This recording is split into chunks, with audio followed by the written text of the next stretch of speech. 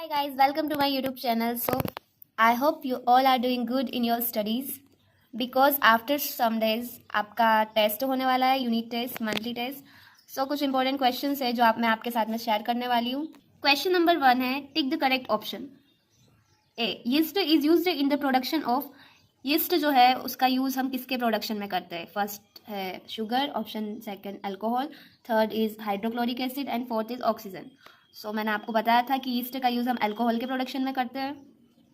फिर बी है, the following is an antibiotic. इन चारों में से sodium bicarbonate, yeast, streptomycin, alcohol.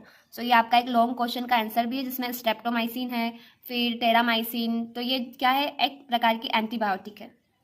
Question number second है, filling in the blanks. The first step before growing crops is of the soil.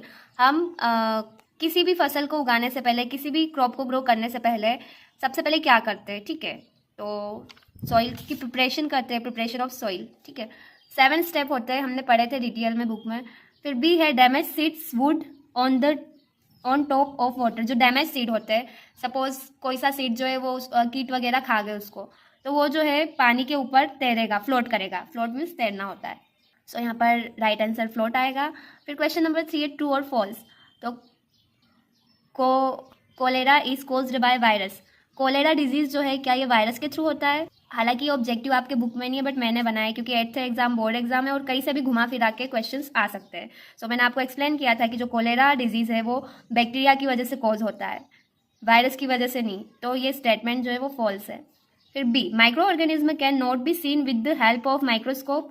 इसका मतलब है कि क्या माइक्रो ऑर्गेनिज्म को माइक्रोस्कोप की हेल्प से नहीं देखा जाता है?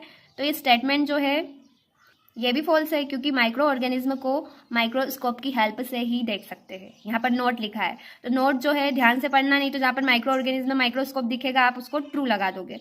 तो इस तरह से बोर्ड भी कंफ्यूज करता है, जैसे मैं कर रही हूँ. क्वेश्चन नंबर 4 है, match the column. Column A, column B. Bacteria जो है वो कौन सा डिजीज कोज करता है?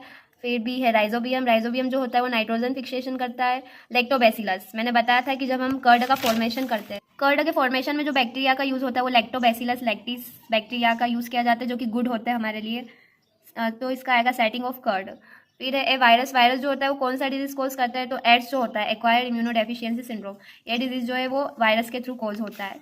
Question number 5 is write difference between fertiliser and manure. मैंने आपको याद करवाया है, सो अच्छे से लिखना है, गुड हैंड राइटिंग में. Question number 6, what are weeds. Weeds क्या है? ये मोस्ट इंपॉर्टेंट क्वेश्चन है, पिछले साल आया था आई थिंक, ये ईयर में बार बार उड़ रही है.